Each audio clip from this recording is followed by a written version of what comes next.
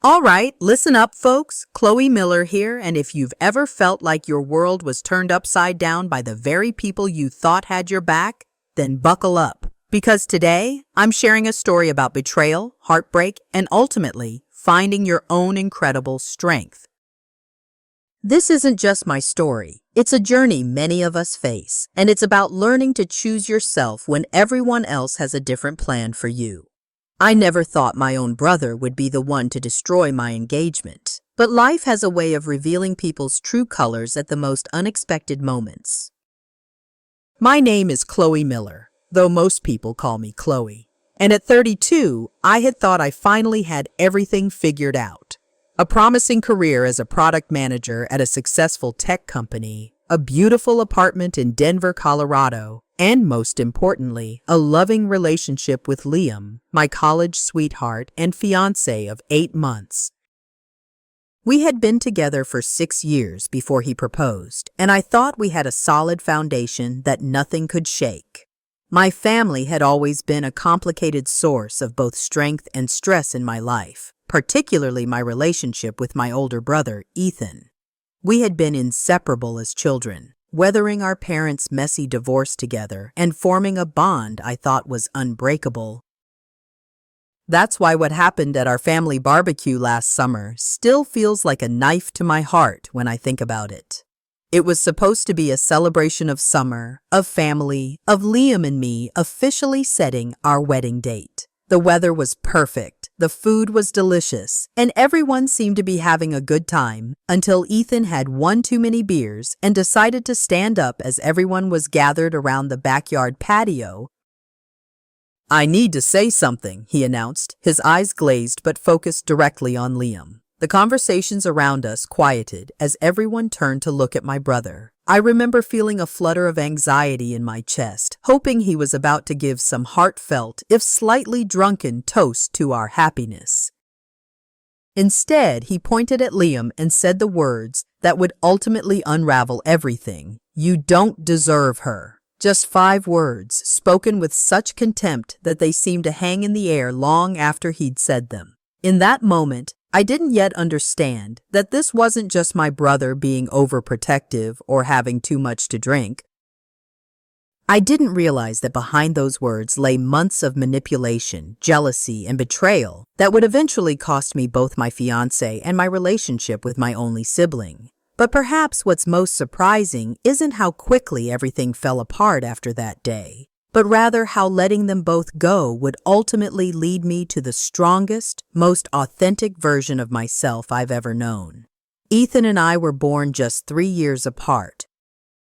And from my earliest memories, he was my protector, my confidant, and sometimes my tormentor, as older brothers can be. When I was 7 and he was 10, our parents' marriage imploded in spectacular fashion, with accusations of infidelity on both sides and financial deception that left our family shattered. During those turbulent years, Ethan appointed himself as my guardian. When kids at school would tease me about our parents' very public divorce, Ethan would step in, sometimes with words, sometimes with fists, earning himself a reputation as someone not to be crossed. "No one messes with my little sister," he would tell me as we walked home, his arm protectively around my shoulders. And I looked up to him with a kind of hero worship that, in retrospect, probably wasn't entirely healthy. Our mother got custody, but she worked 2 jobs to keep us afloat, which meant Ethan and I spent a lot of time alone together, creating our own little world where we looked out for each other. When I had nightmares, it was Ethan's room I would creep into, not my mother's. When he struggled with math, I would help him with his homework, even though I was younger.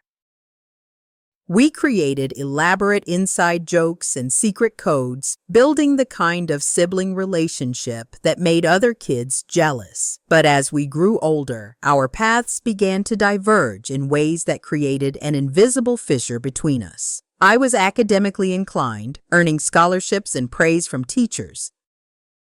Ethan, while smart, was more restless and chafed under academic constraints. By the time I was graduating high school with honors and a full ride to a prestigious university, Ethan had dropped out of community college and was working a series of dead-end jobs, each lasting shorter than the one before. I tried not to mention my accomplishments too much around him, sensing his growing resentment, but the distance between our lives continued to widen.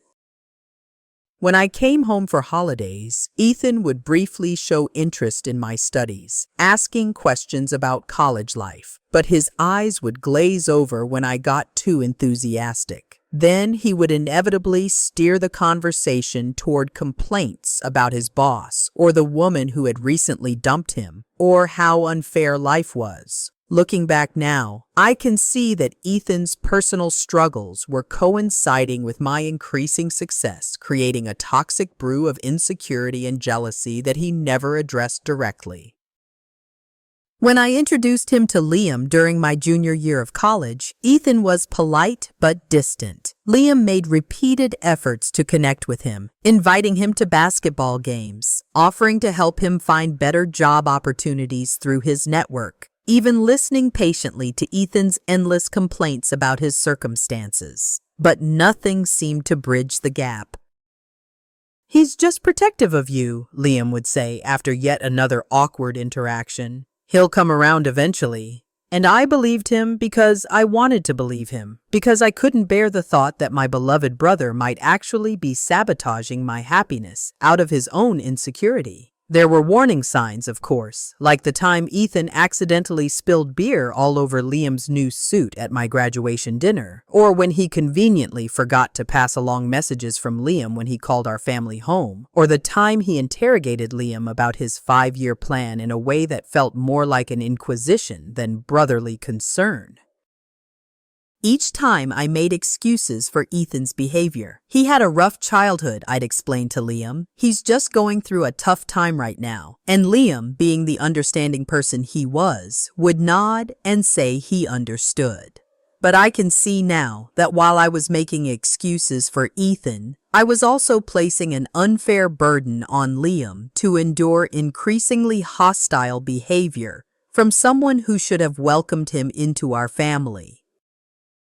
And all the while, Ethan's resentment was growing, feeding on my willingness to look the other way until it finally erupted at that fateful barbecue in a way I could no longer ignore or explain away. I met Liam Reeves during my sophomore year at university in an economics class we were both taking as an elective. He sat 2 rows in front of me, and I noticed him immediately. Not just because he was handsome with his dark curly hair and thoughtful brown eyes, but because he asked such insightful questions that even our notoriously difficult professor seemed impressed. Our first real interaction happened when we were both reaching for the same business journal in the library stacks. "You can have it," he said with a warm smile. "I just wanted to fact-check something, but it sounds like you're doing actual research." I insisted we could share, and we ended up sitting at the same table, occasionally exchanging thoughts about the articles we were reading that led to coffee, which led to dinner, which led to the most genuine relationship I had ever experienced.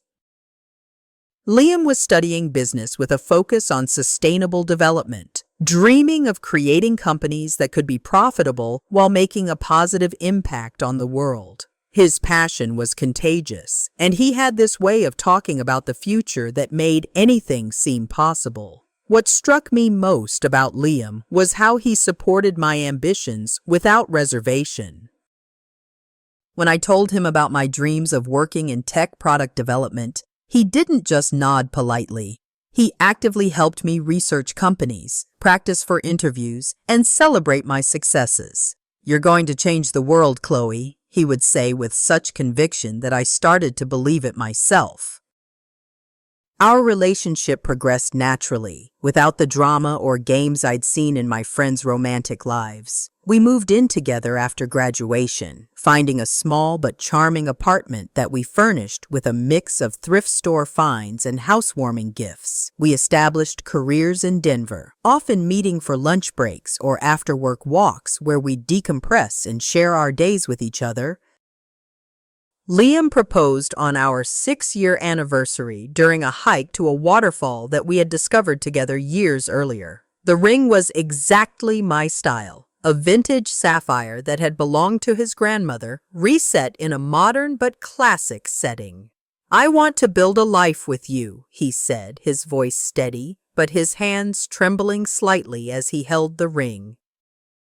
"A partnership where we support each other's dreams and face whatever comes our way together." I said yes through happy tears, and for weeks afterward, I would catch myself staring at my ring, marveling at how lucky I felt. From the beginning, Liam tried hard with my family, especially with Ethan. He remembered Ethan's birthday when even I sometimes forgot, brought him thoughtful gifts during holidays, and genuinely tried to engage him in conversations about topics Ethan enjoyed.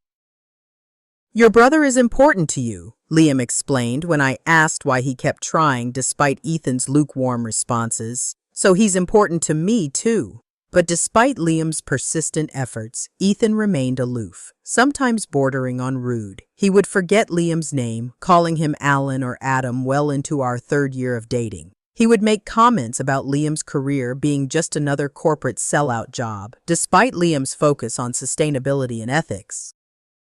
When we announced our engagement, Ethan's congratulations came with a noticeable delay and felt performative rather than genuine. "Are you sure you're ready for that kind of commitment?" he asked me privately afterward. "You're still young and there are a lot of options out there." I dismissed his concerns as typical big brother protectiveness, assuring him that Liam was everything I wanted in a partner.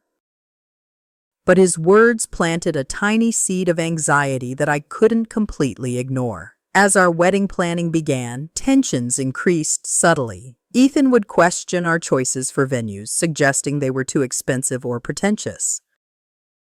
He would bring up stories from my past relationships at family gatherings, as if to remind everyone, including Liam, that there had been others before him. Liam started to withdraw from family events, making excuses about work deadlines or prior commitments. "I just don't think your brother wants me there," he finally admitted after skipping a family dinner, "and it makes everything uncomfortable for everyone." We had our first serious argument about it, with me defending Ethan's behavior as unintentional, while Liam insisted there was a pattern I was refusing to see. "I'm not asking you to choose between us," Liam said, his voice tinged with hurt. "I would never do that, but I need you to at least acknowledge what's happening instead of pretending everything is fine." I promised to talk to Ethan, to make him understand how important it was to me that he accept Liam. But each time I tried to broach the subject, Ethan would deflect, change the topic, or make me feel guilty for even suggesting there was a problem.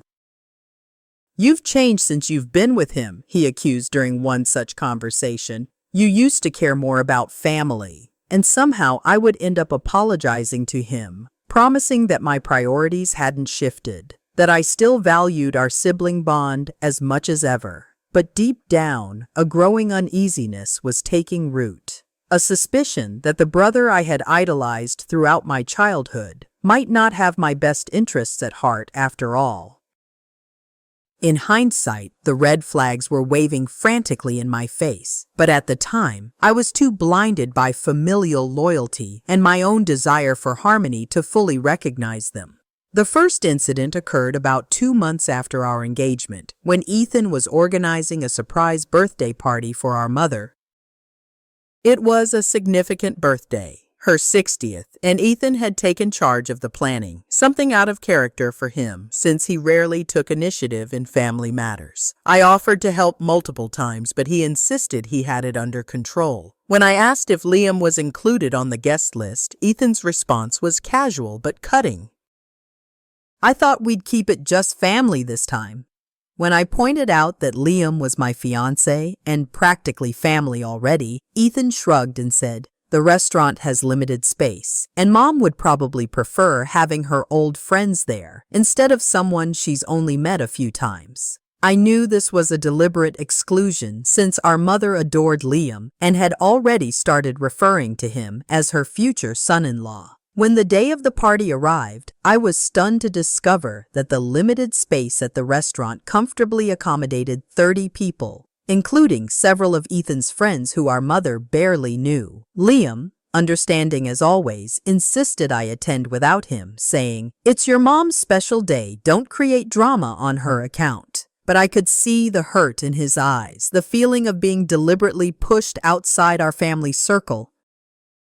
The second incident happened during Thanksgiving dinner when conversation turned to wedding plans. As Liam and I shared some of our ideas for the ceremony, Ethan interrupted with a particularly cutting comment. "Don't you think you're going a bit overboard?" he asked, looking directly at Liam. "It's not like Chloe needs anything fancy. She's always been pretty low maintenance." Before either of us could respond, he added with a smirk, "But I guess if you're trying to impress her, you have to pull out all the stops." The implication that Liam was somehow trying to buy my affection through an elaborate wedding hung awkwardly in the air. My father, who had been quietly eating until then, frowned at Ethan and said, "I think they're planning a day that reflects both of them, which is exactly what they should do." I was grateful for my dad's intervention, but the damage was done. Liam grew quiet for the remainder of the meal, and on the drive home he asked me if I also thought he was being excessive with the wedding plans. "Of course not," I assured him. "Ethan was just being Ethan. You know how he can be sometimes." But the seed of self-doubt had been planted in Liam's mind, and he began to second-guess many of our shared decisions after that. The third and perhaps most troubling incident involved my friend Harper, who I had known since college. Harper and I had grown apart somewhat after graduation, as our careers took us in different directions, but we still made efforts to meet for coffee or drinks every few months. Harper had met Liam several times and always seemed to get along well with him, though I noticed she often steered our conversations away from him when we were catching up. During a New Year's Eve party at my cousin's house, I was surprised to see Harper deep in conversation with Ethan in a corner of the living room. I hadn't realized they knew each other well enough to chat so intensely, their heads bent close together, occasionally glancing in my direction. When I approached them, they abruptly changed the subject, shifting to casual small talk about the party food. Later that evening, I overheard Harper say to Ethan, "She just doesn't see it, does she?" before they noticed me and quickly separated. When I asked Liam if he had noticed anything strange about Ethan and Harper's interaction, he hesitated before responding. "I've seen them talking at the last few family events," he admitted. "I didn't want to mention it because I thought I might be paranoid, but they seem friendly." Something about the way he said friendly made my stomach tighten with unease. As these incidents accumulated, I found myself increasingly anxious about family gatherings. Dreading the subtle tensions and undercurrents that seemed to be growing stronger, I began to wonder if I was somehow at fault, if I had failed to properly integrate the two most important men in my life. "Is it my fault they don't get along?" I asked my therapist during a session I had scheduled ostensibly to discuss wedding stress. She looked at me thoughtfully before responding. "Have you considered that their relationship with each other isn't actually your responsibility to manage?" It was such a simple question, but it shook something loose in my understanding. Had I been unconsciously accepting blame for a situation that wasn't my creation? The thought was both liberating and terrifying, because if I wasn't responsible for fixing their relationship, then I had to accept that perhaps it couldn't be fixed at all. And what would that mean for my future with both of them in my life? The day of the family barbecue started with such promise. It was a perfect Saturday in July, with clear blue skies and just enough breeze to keep the heat comfortable. Liam and I had spent the morning preparing a big bowl of potato salad and marinating chicken for the grill, moving around my parents' kitchen with the easy synchronicity of a couple who know each other's rhythms. "Today is going to be great," I told him, squeezing his hand as we loaded the food into the car. "Everyone will be relaxed, and maybe Ethan will finally see what an amazing guy you are." Liam smiled back, but I noticed it didn't quite reach his eyes. "That would be nice," was all he said, and I felt a twinge of guilt for how much strain my brother had put on him. My parents had gone all out for the occasion, setting up tables on their sprawling back lawn, stringing fairy lights through the trees for when evening fell, and firing up the massive grill that my father treated with more care than his car. My mother had made her famous lemonade, spiked with just enough vodka to create a pleasant buzz without pushing anyone over the edge. Relatives began arriving around 4, bringing side dishes, desserts, and bottles of wine. My cousin Jen had brought her new baby, who was being passed around from one adoring family member to another. Even my grandmother had made the trip, sitting regally in a cushioned lawn chair like the family matriarch she was. As people arrived, I kept a watchful eye out for Ethan, both anticipating and dreading his appearance. He showed up an hour late, as was his habit, with Harper unexpectedly in tow. I was surprised to see her there, as this was primarily a family gathering with just a few very close friends invited. "Hope you don't mind an extra guest," Ethan said casually as he handed me a store-bought container of coleslaw. "Harper didn't have plans tonight, so I thought she might enjoy some good food and company." Before I could respond, Harper gave me a quick hug. "Your brother insisted," she said with a smile that seemed somehow apologetic and complicit at the same time. "I brought wine to make up for crashing the party. I introduced them to everyone they hadn't met before, and things seemed to be going smoothly at first. Liam was manning the grill with my father. The two of them engaged in animated conversation about sustainable business practices. Ethan was uncharacteristically social, moving from group to group with Harper always nearby, both of them drinking steadily from the moment they arrived. I found myself relaxing as the evening progressed, thinking that perhaps I had overreacted to the earlier tensions. Maybe things really would work themselves out naturally, as I had always hoped. It was around 8 o'clock as twilight settled over the gathering and the fairy lights twinkled to life in the trees, that everything fell apart.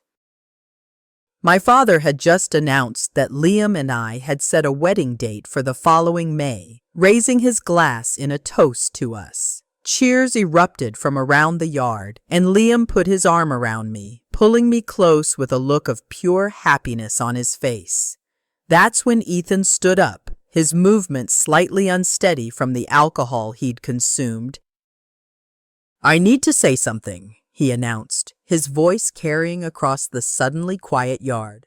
I felt a flash of hope that he was finally going to offer his genuine blessing to welcome Liam properly into the family. Instead, Ethan fixed Liam with a hard stare and pointed at him accusingly.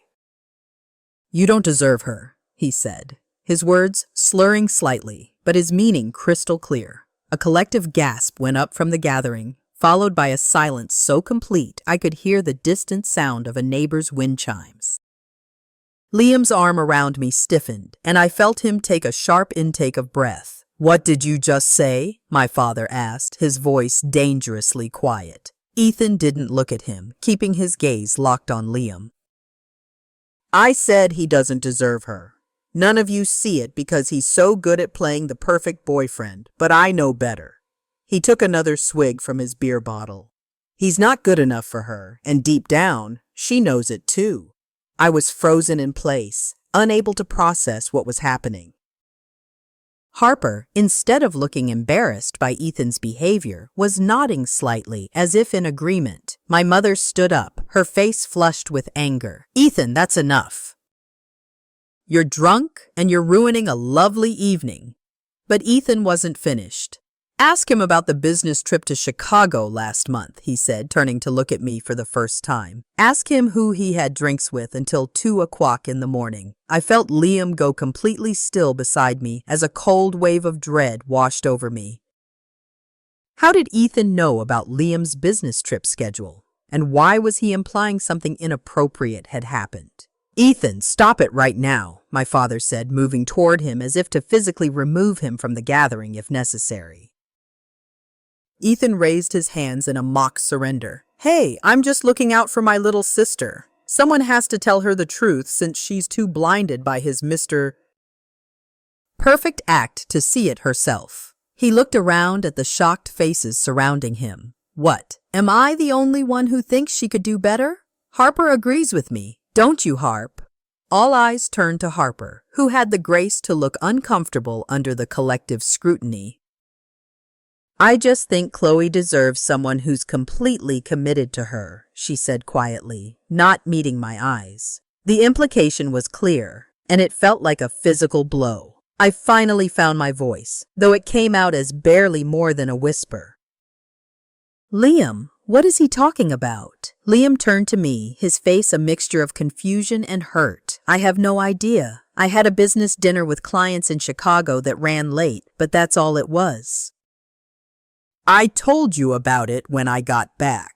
He looked back at Ethan with growing anger. Where are you getting your information? Or are you just making things up to cause problems? Ethan smirked, an expression so ugly on his usually handsome face that it was like looking at a stranger.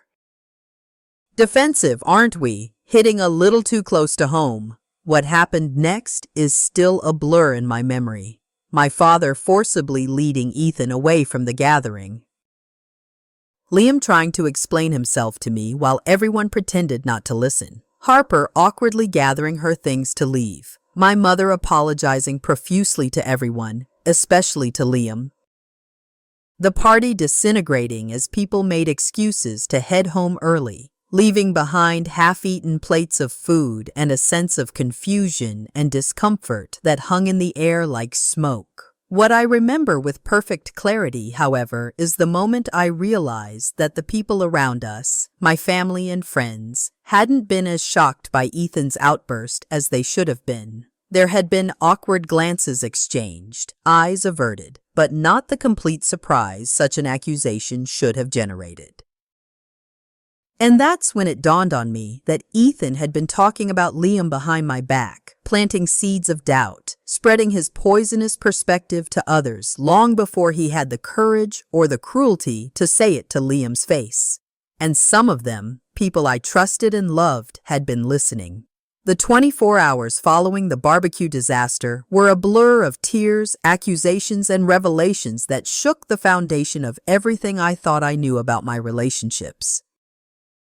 After everyone left, Liam and I had a heated argument in my parents' guest bedroom, where he vehemently denied any wrongdoing during his Chicago trip. It was a client dinner that ran late because we were closing a major deal, he insisted, his voice strained with the effort of controlling his emotions. You can call Jason from the office if you don't believe me. He was there the whole time. I wanted to believe him. I truly did. But Ethan's accusations had planted a seed of doubt that I couldn't entirely shake. Then how did Ethan know about it? I demanded. I only mentioned it to you in passing. I didn't even tell my family about your trip. Liam ran his hands through his hair in frustration. I don't know, Chloe. Maybe he heard you talking about it on the phone. Maybe someone from my office mentioned it. What matters is that he's trying to drive a wedge between us. And right now, you're letting him. His words stung because they contained a painful truth. Despite everything, despite the public humiliation Ethan had just put us through, I was still giving more weight to my brother's accusations than to the word of the man I had agreed to marry. We left my parents' house separately that night, the first time we had done so after a family event in years. The next morning, I confronted Ethan at his apartment, determined to understand what had motivated his cruel public spectacle. I expected to find him hung over and apologetic, ready to admit he had gone too far under the influence of alcohol. Instead, he opened the door, looking perfectly sober and utterly unrepentant. I wondered when you'd show up, he said, stepping aside to let me in. His apartment was neater than usual, as if he had been expecting company, or perhaps someone had recently been there. The thought crossed my mind that Harper might have spent the night, but I pushed it aside to focus on the more pressing issue. What the hell was that about last night? I demanded once the door was closed. You humiliated Liam. You embarrassed me. And you ruined Mom and Dad's party. All because what? You don't think Liam is good enough for me? Based on what exactly? Ethan leaned against his kitchen counter, arms crossed, looking at me with an expression I couldn't quite decipher. It wasn't shame or regret. If anything, he looked satisfied, as if he had accomplished exactly what he set out to do. Based on years of watching him manipulate you, he said calmly, based on the way you've changed since you've been with him, becoming this corporate climbing, family neglecting version of yourself that I barely recognize, based on things he said when you're not around, things that show his true character. I felt like I had been slapped. What things? What could he possibly have said that justifies what you did? Ethan's expression hardened. He told Harper that he sometimes wonders if he's settling down too soon, that he worries about missed opportunities. He complained to Dad's friend Robert about how your career ambitions might interfere with starting a family. He's been creating a narrative about you being too focused on work, too neglectful of relationships. Don't you see? He's setting the stage to either control your career choices after marriage or to blame you when he eventually cheats. My mind was reeling. When would Liam have told Harper any of that? They barely know each other. And that's when the second betrayal became clear, as Ethan's expression shifted to one of guilt for just a moment before he regained his composure. Harper and I have been seeing each other for a while now, he admitted. It started at your engagement party. She reached out to me afterward, said she had concerns about Liam that she wanted to discuss. One conversation led to another, and he trailed off with a shrug as if the rest was self-explanatory. I felt physically ill. Harper, who had been my friend since college, who had helped me shop for my engagement ring, who had been one of the first people I called with the news of Liam's proposal, had been secretly meeting with my brother to discuss my relationship, had been dating him behind my back. Why didn't either of you tell me you were seeing each other? I asked, my voice hardly recognizable to my own ears. Ethan had the audacity to look annoyed, because we knew you'd react like this, making it all about you instead of being happy for us, and because Harper was concerned about Liam's reaction. She said he can be subtly controlling, that he's made comments about which friends of yours he approves of. The accusations were getting more outlandish by the minute, and yet there was just enough truth mixed in with the lies to make them difficult to dismiss entirely. Liam did occasionally comment on which of my friends he thought were good influences, but always in the context of supporting my growth and happiness, never in a controlling way. Or had I misinterpreted his intentions all along? I left Ethan's apartment in a daze, more confused than when I had arrived. Instead of going home to the apartment I shared with Liam, I checked into a hotel, needing space to think clearly. That evening, as I was sitting on the hotel bed, staring at my engagement ring, my phone buzzed with a text from a number I didn't recognize. You should see these messages. Liam isn't who you think he is. Attached were screenshots of text exchanges supposedly between Liam and Harper. I scrolled through them with increasing horror. In them, Liam was confiding in Harper about his concerns regarding my naivete and discussing strategies for helping Chloe see reality. The messages implied a level of calculation and manipulation that was completely at odds with the Liam I thought I knew. With shaking hands, I called Harper, who answered on the first ring as if she had been waiting for my call. Is this real? I demanded without preamble. Did Liam really text these things to you? Harper's voice was soft, sympathetic, in a way that now seemed calculated rather than genuine. Yes, Chloe, I'm so sorry. I wanted to tell you sooner, but I was worried about how you'd take it. That's why I turned to Ethan for advice. We never meant for things to develop between us, but we bonded over our shared concern for you. The final piece of the puzzle fell into place later that night when I finally returned to my apartment to find Liam waiting up for me, his face haggard from lack of sleep. When I confronted him with the text screenshots, expecting denials or explanations, he looked genuinely confused. I never sent these, he said after examining them closely. This isn't even my phone number, Chloe. Look. He showed me his contact in Harper's phone from previous group communications we'd had. The number was different from the one in the screenshots. Someone created fake text to make it look like I was saying these things. And given what happened at the barbecue, I think we both know who that someone might be. I wanted to believe him, but doubt had taken root so deeply that I couldn't trust my own judgment anymore. Why would Ethan go to such elaborate lengths? I asked, more to myself than to Liam. What does he gain from destroying our relationship? Liam sat down heavily on our couch, looking utterly defeated. Maybe it's not about what he gains, but about what he thinks he's losing. Your attention, your admiration. You've been his biggest supporter his whole life, and now that support is directed toward us, toward our future together. He looked up at me with tired eyes. But what hurts the most is that you're even questioning me based on obviously fabricated evidence. After 6 years together, you're giving credence to text messages that anyone could have created because they came from your brother. His words hit me like a physical blow because they exposed the truth I had been avoiding.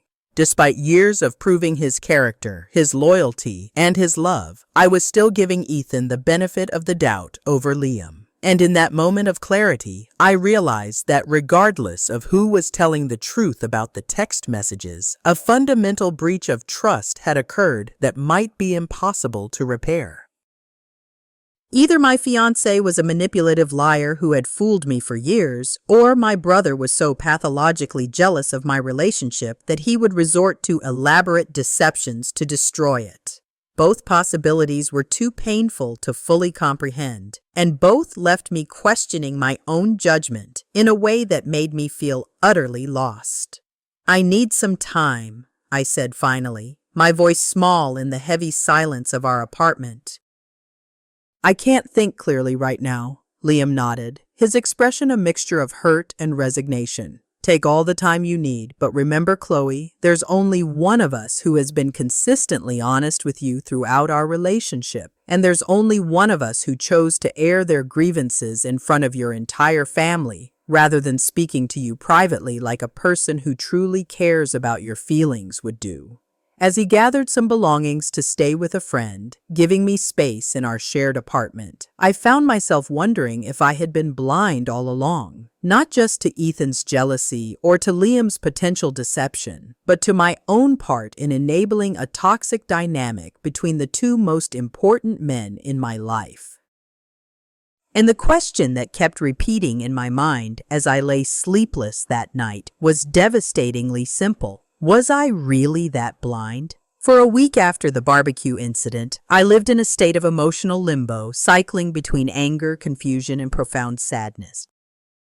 As I tried to untangle the web of accusations and betrayals, I took time off work, something I had never done without planning in advance, and spent my days alternating between lengthy walks where I replayed every interaction in my mind and sleepless nights staring at the ceiling of my eerily quiet apartment.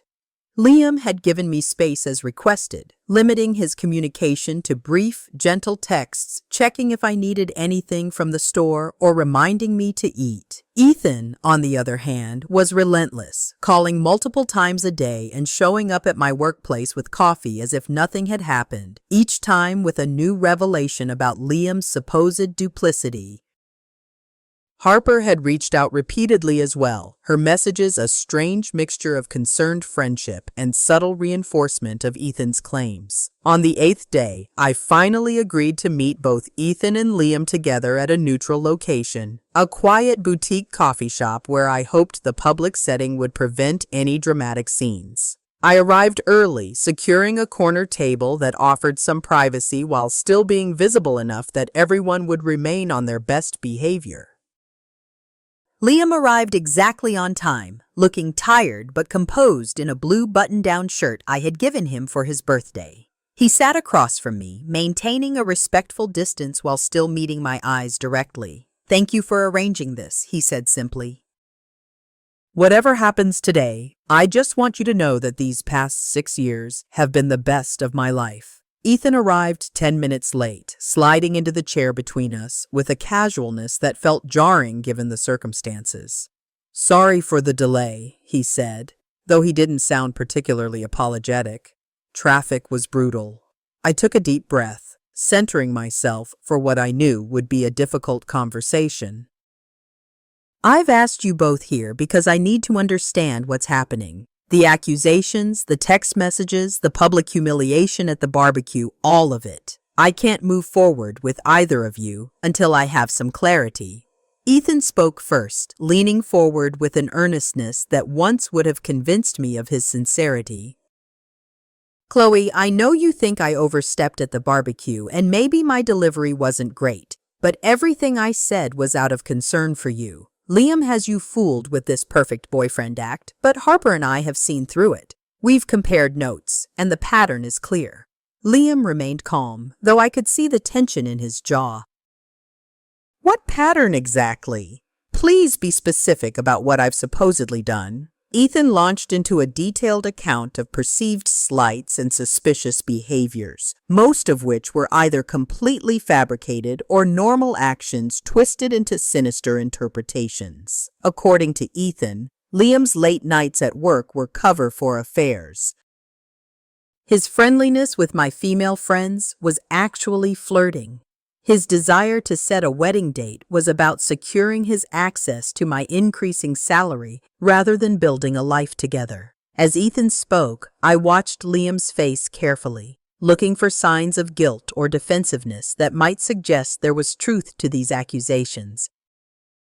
Instead, I saw only sadness and growing resignation, as if he was finally accepting that my brother's campaign against him had succeeded in planting permanent doubts in my mind.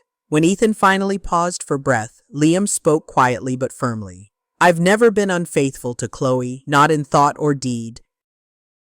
I've never manipulated her career choices. In fact, I've been her biggest cheerleader through every promotion and challenge, and I've certainly never discussed our relationship problems with Harper, because we don't have any connection outside of being at the same gatherings with Chloe. He turned to look directly at me, but what hurts the most isn't these wild accusations. It's that after 6 years together, you're giving them enough credence to need this meeting at all. His words hit me with the force of truth. Why was I sitting here entertaining Ethan's increasingly outlandish claims against a man who had never given me reason to doubt him? Why had I allowed my brother to insert himself so destructively into my relationship? The answer came to me with sudden clarity because I had never fully separated from the codependent relationship Ethan and I had formed during our parents' divorce. I had carried that dynamic into adulthood, always making excuses for him, always prioritizing his feelings, always trying to protect him from the consequences of his actions. It was a pattern so deeply ingrained that I hadn't recognized how toxic it had become until this moment. Ethan, I said, interrupting what had devolved into a litany of vague insinuations. Why are you really doing this? This isn't about protecting me. This is about you not wanting to lose your place as the most important person in my life. Ethan's expression shifted from righteous indignation to momentary shock before hardening into defensive anger. That's ridiculous. I'm looking out for you, just like I always have. He's turned you against me, just like I said he would. The final piece fell into place. Then a realization so obvious that I was ashamed it had taken me so long to see it. No, Ethan, you've been trying to turn me against him from the beginning. You and Harper both. You couldn't stand to see me happy with someone else. To see me building a life that didn't revolve around supporting you and your dramas. I stood up, gathering my purse with hands that were surprisingly steady, given the enormity of what I was about to do. The engagement is off, I said, looking at Liam, whose face registered shock and pain. Not because I believe Ethan's lies, but because I can't marry you while I'm still enmeshed in this toxic relationship with my brother. It wouldn't be fair to either of us. Turning to Ethan, I continued, my voice growing stronger with each word. And I'm cutting ties with you too, Ethan. No more excuses. No more enabling. You deliberately tried to sabotage the healthiest relationship I've ever had because of your own jealousy and insecurity. That's not love or protection. That's control and manipulation. Ethan's face flushed red with anger. You're choosing him over your own brother after everything I've done for you. I shook my head, feeling an unexpected sense of calm wash over me. I'm not choosing either of you. I'm choosing myself. I'm choosing to break this unhealthy cycle that's been defining my relationships for too long. I placed my engagement ring on the table, the beautiful sapphire catching the light one last time before I turned away from it. I'll be moving out of the apartment by the end of the month. Liam and Ethan, don't contact me. I need time and space to figure out who I am outside of both of your influences. The aftermath was exactly as messy and painful as I had expected. Family gatherings became battlegrounds as relatives took sides, with most supporting Ethan out of misplaced family loyalty or simply because they had known him longer. Harper attempted to position herself as a mediator, reaching out repeatedly with offers to help heal the rift she had helped create. I blocked her number after the third such message. Friends who had known both Liam and me as a couple struggled to understand our sudden breakup, especially when I couldn't give them a simple explanation. My parents were caught in the middle, trying to support me while also not completely severing ties with their son, a position I respected even as I maintained my own boundaries with Ethan. The lowest point came about a month after the cafe confrontation, when I had moved into a small studio apartment across town and was beginning to establish a new routine for myself. I had thrown myself into work, taking on additional projects that kept me at the office late into the evening, partly from genuine career ambition, and partly to avoid coming home to an empty apartment that still didn't feel like mine. One particularly exhausting Friday, I arrived home to find a small package outside my door with no shipping label, suggesting it had been hand-delivered. Inside was a framed photo of Ethan and me as children, along with a note in my mother's handwriting that read, "Family is forever. Please reconsider." I sat on my still unfamiliar couch, staring at the innocent faces in the photograph. And for the first time since making my decision, I allowed myself to fully feel the grief of what I had lost. Not just the future I had planned with Liam, but the idealized version of my brother I had clung to despite years of evidence that it no longer matched reality. I cried until there were no tears left, until the ache in my chest had dulled to a manageable throb. And then, in a moment of clarity that felt like emerging from a long tunnel into sunlight, I realized that this pain was a necessary part of growth. I'd rather be alone than surrounded by lies, I whispered to the empty apartment, a mantra that would sustain me through the difficult months ahead. The next morning, I packed up the photo and returned it to my parents' house when I knew they wouldn't be home, leaving it with a note of my own. I love you both, but I need to love myself more right now. Please respect my need for space. Then I blocked Ethan's number, removed him from all my social media accounts, and asked my parents to refrain from updating him about my life or vice versa. It was the most difficult boundary I had ever set, but also the most necessary. And as I drove away from my childhood home that day, I felt the first tentative stirrings of something I hadn't experienced in months: hope.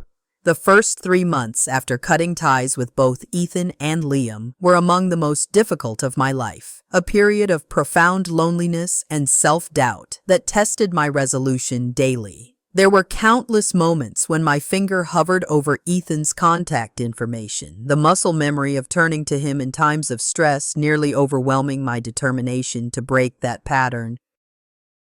Similarly, there were nights when memories of Liam's steadfast support and gentle humor left me questioning if I had made the right choice in ending our engagement. But each time I wavered, I reminded myself of the clarity I had felt in that cafe, the absolute certainty that I needed to find my own path forward without either of their influences, however well-intentioned or destructive they might be. Therapy became my lifeline during this period. A weekly appointment that anchored me when everything else felt adrift. My therapist, Dr. Chen, had a gift for asking the questions that penetrated through my defenses, forcing me to examine patterns I had never acknowledged. "You mentioned that Ethan protected you during your parents' divorce," she said during one particularly insightful session. But have you considered that this protection came with a price? That perhaps it created a dynamic where you felt eternally indebted to him? It was a perspective I had never considered. That Ethan's role as my childhood protector had morphed into a sense of ownership over my adult decisions, an expectation that my loyalty to him should always supersede all other relationships. Similarly, Dr. Chen helped me recognize how my desire to please Ethan had influenced my relationship with Liam, creating instances where I prioritized my brother's comfort over my partner's legitimate concerns. It sounds like Liam was trying to establish reasonable boundaries with Ethan, and you interpreted this as Liam being difficult rather than Ethan being inappropriate, she observed, a statement that left me sitting in uncomfortable silence as I recalled numerous instances where exactly that had happened. As these realizations accumulated, I began the slow, painful process of disentangling my sense of self from both relationships. I established new routines that were entirely my own, joining a Saturday morning hiking group where I made friends who had no connection to my previous life. I redecorated my small apartment, choosing colors and styles that reflected my personal taste, rather than compromising with a partner or defaulting to what my family would approve of. I even changed my hairstyle dramatically, cutting my long brown hair into a short, modern bob that felt both liberating and slightly terrifying, a physical manifestation of my internal transformation. At work, I threw myself into new challenges, eventually catching the attention of senior management who approached me about an opportunity that would have seemed impossible just months earlier, leading the launch of a new product line in our Austin, Texas office. It would mean relocating across the country, leaving behind not just the painful memories, but also the comfort of familiarity. The old Chloe would have hesitated, would have considered how this move would affect everyone else in her life before making a decision. The new Chloe accepted on the spot. "You seem very certain," my boss observed, looking slightly surprised at my immediate response. "It's a big change." I smiled, feeling more confident than I had in months. I'm ready for a big change, more than ready. The weeks before my move were a whirlwind of logistics and goodbyes, during which I received occasional updates about Ethan and Liam through mutual friends who hadn't respected my wishes for a clean break. I learned that Harper and Ethan were now officially a couple, their relationship having progressed from secret meetings to public acknowledgement once there was no longer any need for pretense. More surprisingly, I heard that Liam and Ethan had developed an unlikely friendship, often seen together at local bars or sporting events, a bond apparently formed over their shared experience of losing me. This news should have hurt, should have made me feel replaceable or forgotten, but instead, it reinforced my conviction that I had made the right choice. Their newfound closeness seemed to confirm what I had suspected at our final meeting, that their conflict had been less about protecting me and more about their own insecurities and need for control. My last night in town, I had dinner with my parents, a bittersweet meal where we carefully avoided mentioning Ethan while still acknowledging the elephant in the room. "We understand why you need this fresh start," my mother said as we shared dessert, her eyes bright with unshed tears. "Just promise you won't become a stranger." I reached across the table to squeeze her hand. "I promise." This move isn't about running away from family. It's about finding space to become the person I want to be, not the person everyone else needs me to be. My father, more reserved as always, simply nodded and said, "Austin's supposed to have excellent hiking trails. Maybe your mother and I will visit in the spring and you can show us your favorites." It was his way of saying he supported me, and I appreciated it more than a more effusive declaration.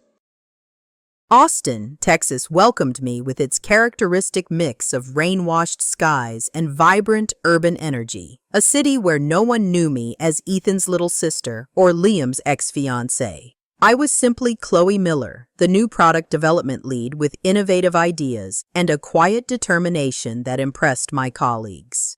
I found an apartment with a view of the Colorado River, joined a local gym, and gradually built a new social circle that knew nothing of my complicated past. 6 months into my new life, I received a text from my cousin Jennifer that shattered the careful distance I had maintained from my old life. Thought you should know, Ethan and Liam had a huge falling out. Apparently, Ethan's been seeing Liam's ex from college behind Harper's back. The whole thing exploded at Uncle Dave's retirement party. Family taking sides again. Miss you. Attached was a photo of what appeared to be Ethan and an unfamiliar woman leaving a restaurant together, his hand placed possessively on her lower back.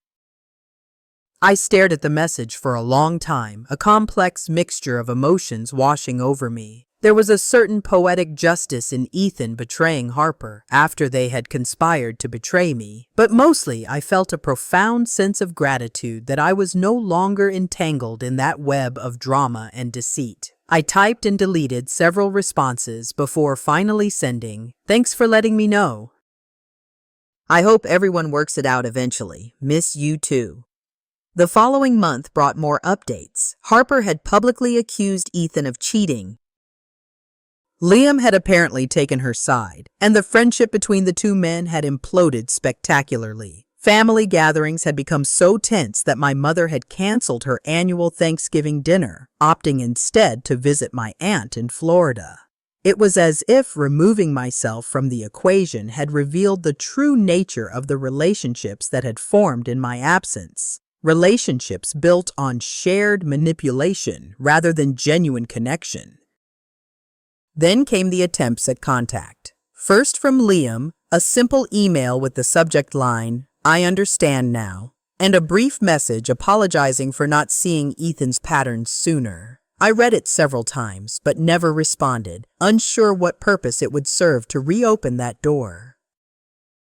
Next was Harper with a tearful voicemail asking for forgiveness and claiming that she had been under Ethan's influence, a phrase that made me laugh out loud at its transparent attempt to absolve her of responsibility. Finally, inevitably, came Ethan himself, his message arriving almost exactly 1 year after the fateful barbecue. "Chloe, I messed up with you, with Harper, with everything.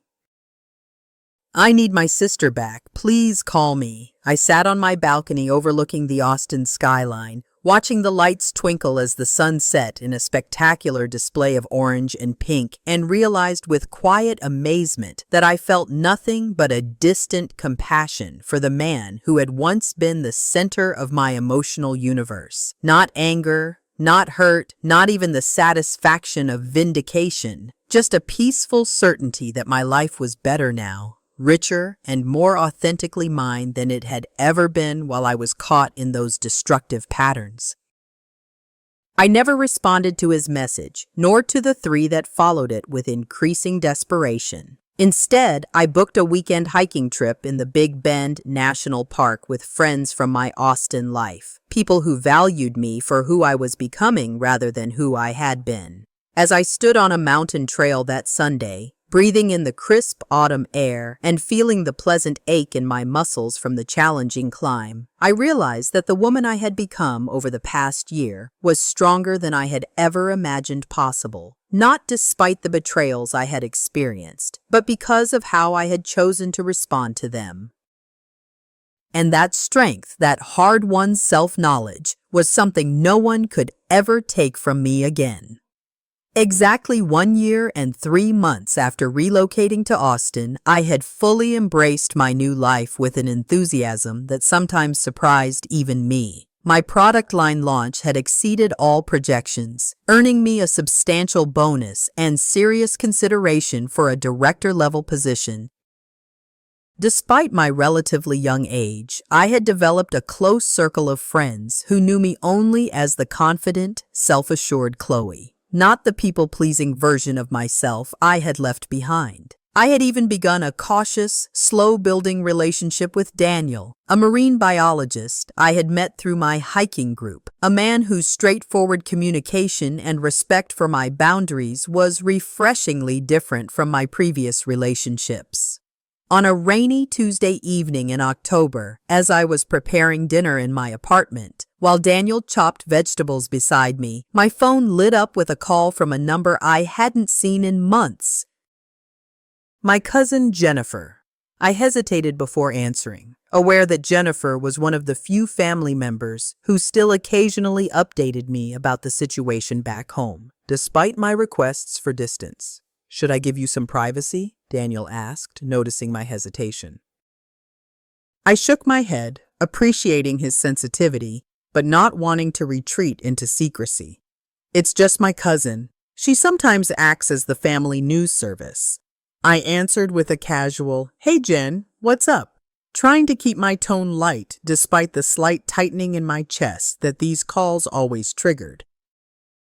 Jennifer dove straight in without preamble, her voice pitched with the particular excitement of someone delivering particularly juicy gossip. "Chloe, you won't believe what happened at Aunt Linda's birthday party last weekend. Ethan and Liam got into an actual fist fight in the backyard over Harper, of all people." I nearly dropped the wooden spoon I was holding, splashing pasta sauce onto my kitchen counter.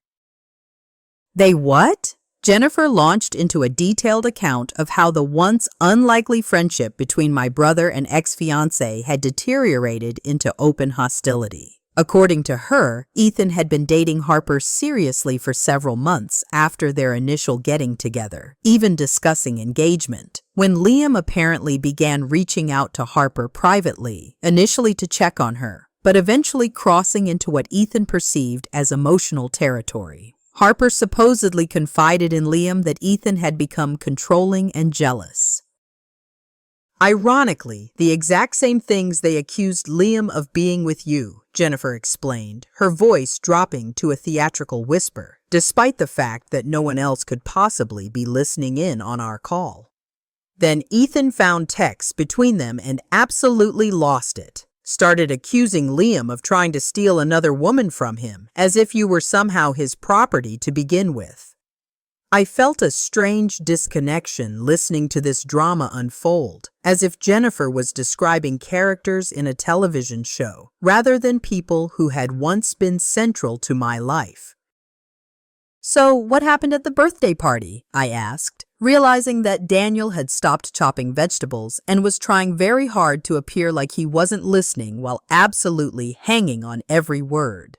Jennifer let out a small, satisfied laugh. "Well, they were both invited before all this blew up, and Aunt Linda refused to uninvite either of them because, in her words, I'm too old for this high school nonsense." They were avoiding each other pretty successfully until Ethan overheard Liam telling Uncle Dave that he was concerned about Harper's well-being, given Ethan's pattern of manipulative behavior. Ethan stormed over, accused Liam of trying to poison the family against him, just like he had supposedly done with you. And when Liam suggested that perhaps Ethan should consider why all his relationships end badly, Ethan just lunged at him. The mental image of my brother and ex-fiancé rolling around in my aunt's meticulously maintained flower beds should have been comical, but instead it filled me with a profound sadness for the toxicity that continued to ripple outward from relationships that should have ended cleanly long ago. "Was anyone hurt?" I asked. The only question that seemed relevant. "Just pride in Aunt Linda's hydrangeas," Jennifer replied. "Uncle Dave and Cousin Mark pulled them apart pretty quickly, but that's not even the craziest part. Both of them tried calling you afterward. Apparently, they each wanted to be the first to tell you their version of events. Like, your opinion still matters so much to them, even though you've been gone for over a year." This detail struck me as both pathetic and telling. Despite everything that had happened, despite the clean break I had made, both men were still competing for my attention, my sympathy, my validation. I glanced at my call log and saw that I had indeed missed calls from both Ethan and Liam, calls I had automatically ignored as I had been doing for months. "I didn't notice," I said honestly. "I've had both their numbers blocked for a long time." Jennifer made a sound of approval. "Good for you. Oh, and Harper's apparently back with her ex-boyfriend from grad school now." She posted something passive-aggressive about finally being with someone who values me for me that was obviously aimed at both Ethan and Liam. After we hung up, Daniel resumed chopping vegetables, giving me a moment to process before gently asking, "Are you okay? That sounded like quite the soap opera." I surprised myself by laughing, a genuine, unreserved sound that contained no bitterness. "You know what? I really am okay." A year ago, that news would have devastated me, made me question every decision. Now, it just confirms I made the right choice getting away from all of it. 2 weeks later, fate tested my newfound detachment when my company sent me back to my hometown for a 3-day conference with potential manufacturing partners. I had successfully avoided returning for over a year, making excuses when my parents suggested visits and scheduling video calls for holidays instead. Now there was no avoiding it. The conference itself kept me busy enough that I could almost pretend I was in any anonymous city, moving between my hotel and the convention center without venturing into familiar neighborhoods. But on the final evening, as I was having dinner alone at a restaurant downtown, the universe decided to challenge my hard-won equilibrium. I was midway through my meal when Liam walked in with a group of colleagues, looking somehow both exactly the same and completely different from the man I had almost married. He was laughing at something someone had said, his head thrown back in a way that was achingly familiar. When he turned and saw me sitting there, the recognition was immediate, his smile freezing before sliding from his face entirely. For a moment that stretched into eternity, we simply stared at each other across the crowded restaurant, a year's worth of unspoken words hanging in the space between us. Then, surprisingly, he gave me a small, sad nod before deliberately turning away to follow his group to a table on the opposite side of the restaurant. There was no dramatic confrontation, no tearful reunion, just the quiet acknowledgement of two people who had once meant everything to each other and now occupied separate universes. The next day, as I was checking out of my hotel, the front desk attendant handed me an envelope along with my receipt.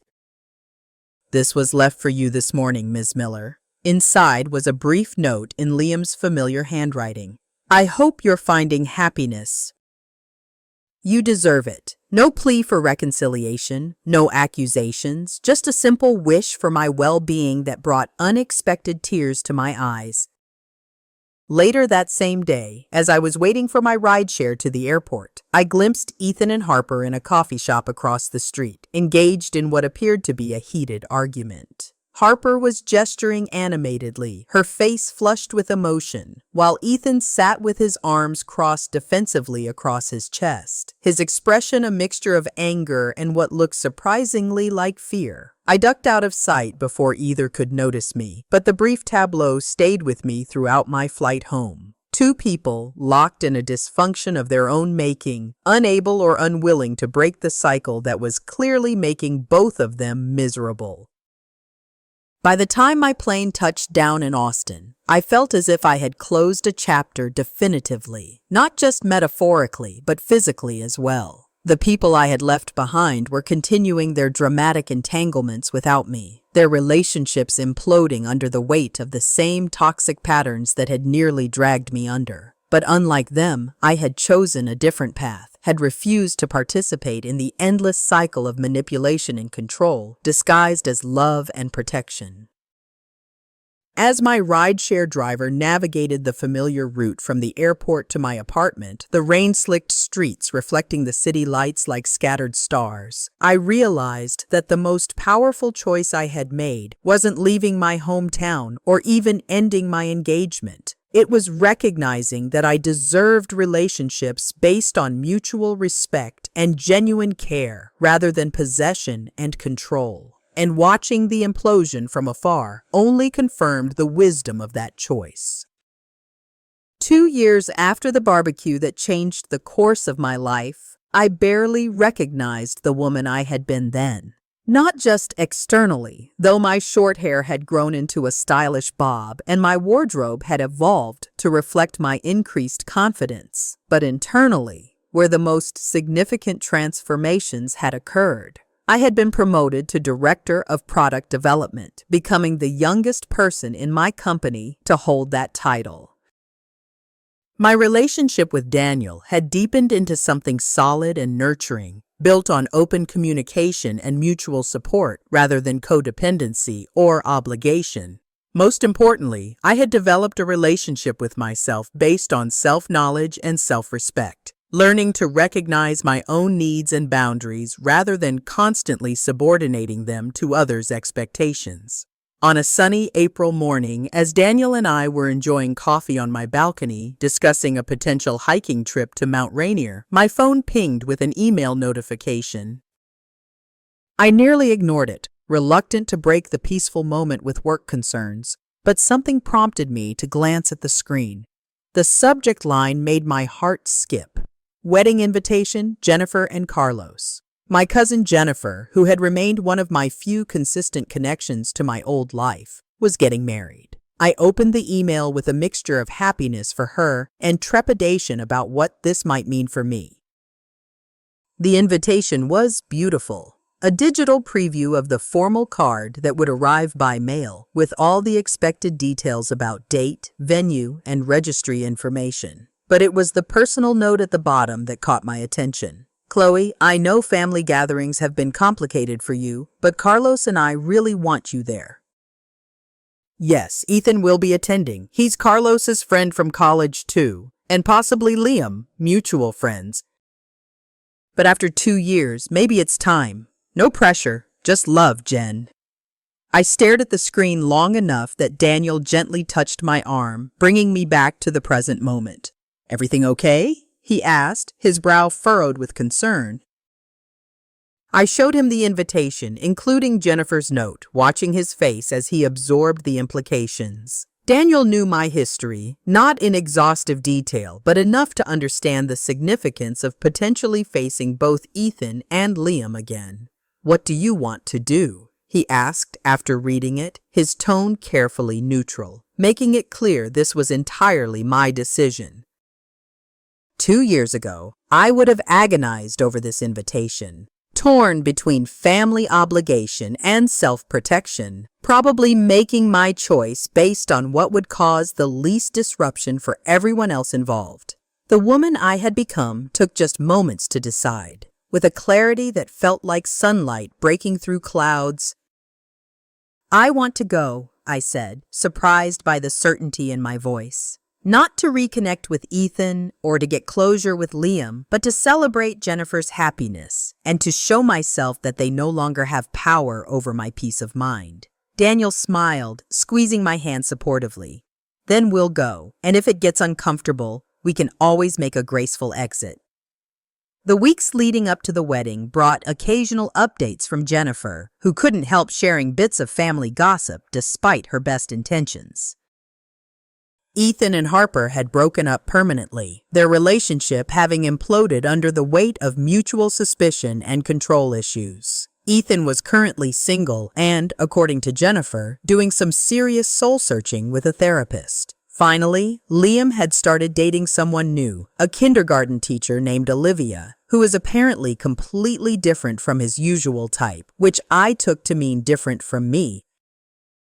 These updates washed over me with diminishing emotional impact, like waves gradually losing their force as they approached the shore. By the time the wedding weekend arrived, I felt genuinely curious rather than anxious about seeing these people who had once been so central to my existence. Daniel and I flew in the day before the ceremony, checking into our hotel before attending the rehearsal dinner to which I'd been invited as Jennifer's cousin, despite not being in the wedding party. As we entered the charming event hall's private room, I instinctively scanned the crowd, spotting my parents first. They had visited me in Austin several times over the past 2 years, our relationship having gradually healed once they understood my need for boundaries with Ethan. They waved enthusiastically, my mother already moving toward us with arms outstretched for a hug. "You look wonderful," she exclaimed, holding me at arm's length to examine me before turning to embrace Daniel as well. "Both of you do. So happy you could make it." My father, more reserved as always, simply squeezed my shoulder affectionately before shaking Daniel's hand. Good to have you here, Chloe. Table 12 has seats saved for you. As we made our way through the crowd, I felt it before I saw it, the weight of a familiar gaze. Ethan was standing near the bar, a glass of what looked like soda rather than his usual beer in his hand, watching me with an expression I couldn't quite decipher. He looked older somehow, the past 2 years having etched fine lines around his eyes that hadn't been there before. When our gazes met, he gave me a small, uncertain nod, neither approaching nor looking away. I returned the nod with equal restraint before continuing to our table, feeling strangely calm. Later, as dinner was winding down and people were mingling between tables, I excused myself to use the restroom and found Ethan waiting in the hallway outside when I emerged. For a moment, we simply stood there, two strangers who had once known each other better than anyone else in the world. "You look good, Chloe," he finally said, his voice rougher than I remembered. "Happy? I am," I replied simply. The silence stretched between us, filled with unspoken history. "I owe you an apology," he continued after a moment, the words seeming to cost him considerable effort. "Many apologies, actually, for the barbecue, for Harper, for everything. I was in a really bad place, and I took it out on you and Liam instead of dealing with my own issues. 2 years ago, I would have rushed to ease his discomfort, to assure him that all was forgiven, to take responsibility for my part in the falling out."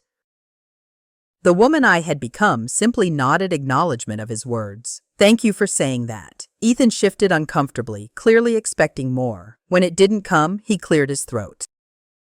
"I've been in therapy for about a year now, working through a lot of stuff from our childhood, trying to understand why I've been so destructive in relationships." "That's good, Ethan. I hope it helps." Another long pause, during which I felt no need to fill the silence with reassurances or questions. "Do you think we could ever... would you be open to trying to rebuild some kind of relationship?" he finally asked, vulnerability naked in his expression. I considered the question carefully, not out of cruelty, but out of respect for my own journey and his. "I don't know," I answered honestly. "I'm glad you're working on yourself, and I wish you well with that process. But I've worked hard to build boundaries that keep me healthy and whole. Any relationship we might have in the future would need to respect those boundaries." He nodded, disappointment evident, but no anger or manipulation in his response. "I understand." "For what it's worth, I'm proud of you, Chloe, for standing up for yourself, for building the life you wanted." As we returned to the main room, I caught sight of Liam across the space, deep in conversation with a petite woman with a warm smile, who I assumed was Olivia. He glanced up, seeing me with Ethan, a flicker of surprise crossing his face before he composed himself and offered a small wave. I returned it with a polite smile before rejoining Daniel at our table, feeling a strange sense of completion rather than the emotional turmoil I had half expected.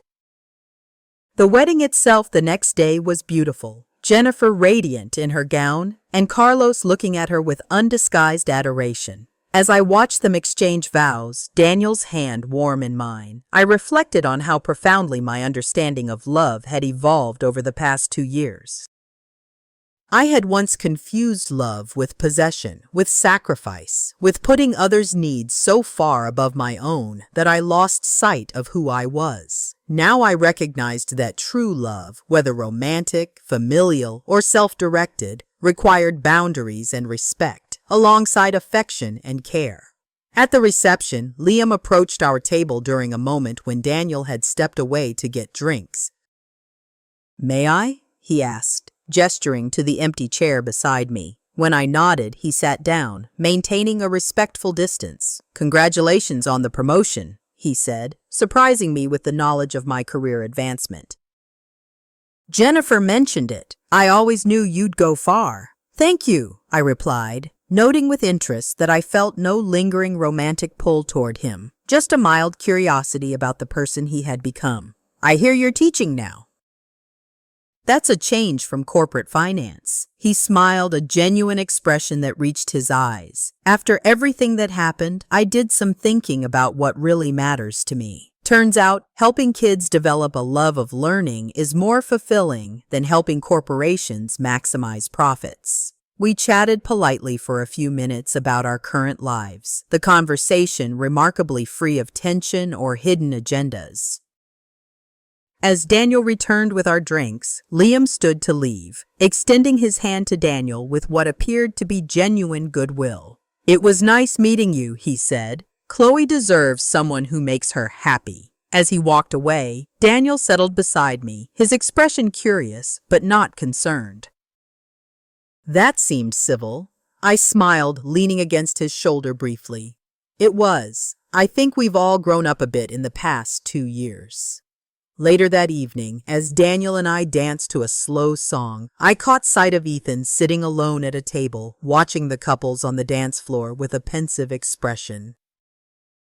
Harper was across the room, noticeably avoiding looking in his direction, her animated conversation with another guest seeming slightly forced. Liam and Olivia were dancing nearby, their body language comfortable and affectionate. In that moment, I felt neither smugness nor sorrow, just a profound gratitude for the journey that had brought me to this place of peace. The path had been painful, filled with betrayal and difficult choices, but it had led me to a version of myself I could truly respect. 2 days later, as our plane took off from my old hometown, I gazed out the window at the familiar landscape receding below us. The city that had once contained my entire world now seemed small from this vantage point, just one place among many where I might choose to build a life. Daniel had fallen asleep beside me, his head resting comfortably against my shoulder, his presence a steady comfort rather than a completion of myself. I thought about the many forms betrayal can take. The obvious ones, like Ethan's public humiliation of Liam or Harper's secret collusion with my brother, but also the subtler ones, like my betrayal of myself in constantly placing others' needs above my own. The greatest wisdom I had gained wasn't that people can hurt you in unexpected ways, though that was certainly true. It was that our response to betrayal shapes us more profoundly than the betrayal itself. I could have chosen bitterness, could have allowed the experience to make me cynical about relationships, or afraid to trust again. Instead, I had chosen to use it as a catalyst for growth, for establishing healthier patterns, for building a life guided by authenticity rather than obligation. As the plane leveled off above the clouds, golden in the late afternoon sunlight, I felt a sense of closure that had nothing to do with forgiveness or reconciliation with Ethan or Liam. It came from within, from the knowledge that I had transformed what could have been merely a painful chapter in my life into the beginning of a much better story. The betrayal that once threatened to define me had become instead merely the spark that illuminated a different path. One that led to a stronger, wiser, more authentic version of myself. And that, I realized as I watched the sun setting over the clouds, casting them in hues of golden pink, was the most unexpected gift of all. So, what about you? Have you ever had to walk away from a toxic relationship, whether with a family member or a partner? How did you find the strength to choose yourself when others were trying to manipulate you? Share your experiences in the comments below. I want to hear your stories. And hey, if this resonated with you, do me a huge favor. Hit that like button, subscribe to the channel, and share this video with anyone who needs to hear it. Let's build a community where we support each other through life's most challenging moments. Thanks for listening to my journey. And remember, sometimes the most loving thing you can do for yourself is to recognize when a relationship is no longer serving your growth and happiness.